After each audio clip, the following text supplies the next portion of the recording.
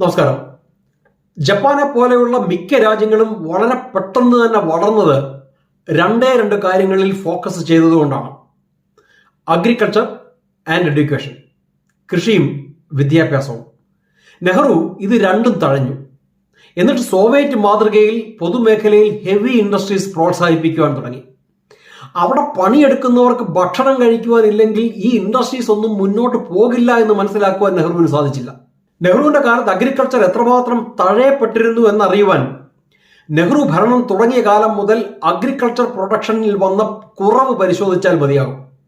1950 നമ്മളുടെ agriculture production 135 million ടണ്ണായിരുന്നു. 57 ആയപ്പോഴേക്കും അത് 113 മില്യൺ ടണ്ണായിട്ട് കുറഞ്ഞു. 7 കൊല്ലം കൊണ്ടുണ്ടായത് 22 മില്യൺ ടണ്ണിന്റെ കുറവ്. കോൺഗ്രസ് പ്രസിഡന്റ് ആയിരുന്ന നിജലിംഗപ്പ തന്റെ ആത്മകഥയിൽ നെഹ്റു കൃഷിയെ എത്രമാത്രം തഴയപ്പെട്ടിരുന്നു എന്ന് എഴുതിയിട്ടുണ്ട്. താൻ ഇതിന്റെ പേരിൽ നെഹ്റുവിനോട് വഴക്കുണ്ടാക്കിയിട്ടുണ്ടെന്നാണ് അദ്ദേഹം എഴുതിയിരിക്കുന്നത്. ഇന്ത്യൻ അഗ്രികൾച്ചറിന്റെ കീ ഇറിഗേഷനാണ്, ജലസേചനം.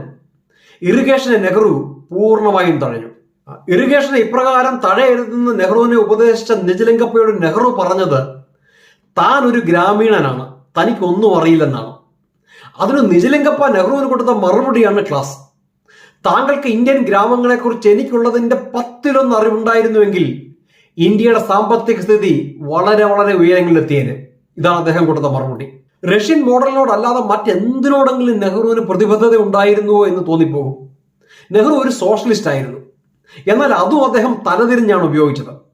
സോഷ്യലിസം ഇംപ്ലിമെന്റ് ചെയ്യേണ്ടാത്തിടത്ത് അത് ഇംപ്ലിമെന്റ് ചെയ്തു, അത് ചെയ്യേണ്ടിയിരുന്നിടത്ത് അതൊട്ട് ചെയ്തുമില്ല. വ്യവസായവൽക്കരണം നെഹ്റു സോഷ്യലിസ്റ്റ് മാർഗത്തിൽ പൊതുമേഖലയിൽ നടപ്പിലാക്കി. ഹെവി ഇൻഡസ്ട്രീസിന് സോഷ്യലിസം ആയിരുന്നില്ല പറ്റിയ മാർഗം.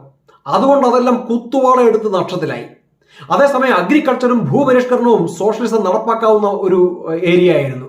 നെഹ്റു അവിടെ അതൊട്ട് ചെയ്തുമില്ല. വ്യവസായവൽക്കരണത്തിൽ നമുക്ക് വേണ്ടിയിരുന്നത് ക്യാപിറ്റലിസം ആയിരുന്നു, ലാൻഡ് റിഫോമിൽ സോഷ്യലിസവും. പക്ഷേ നെഹ്റു ഇതെല്ലാം തലതിരിഞ്ഞ് നടപ്പാക്കി. ഭൂപരിഷ്കരണം നടപ്പാക്കി ഭൂപ്രഭുക്കന്മാരുടെ നീരസത്തിന് പാത്രമാകുവാൻ നെഹ്റുവിന് താല്പര്യമുണ്ടായിരുന്നില്ല. അത് വോട്ട് ബാങ്ക് ആയിരുന്നു. ലാൻഡ് റിഫോംസ് ഇന്ത്യയിൽ നടപ്പാക്കാതിരിക്കാനുള്ള പ്രധാന കാരണം നെഹ്റു ആണെന്ന് കുൽദീപ് നയ്യാർ തന്റെ ബിയോണ്ട് ദ ലൈൻ എന്ന പുസ്തകത്തിൽ പ്രതിപാദിച്ചിട്ടുണ്ട്. അടുത്തയാഴ്ച മറ്റൊരു നെഹ്റുവിയൻ ബ്ലണ്ടറുമായി കാണുന്നതിന് വരെ thank you so much. Vande Mataram.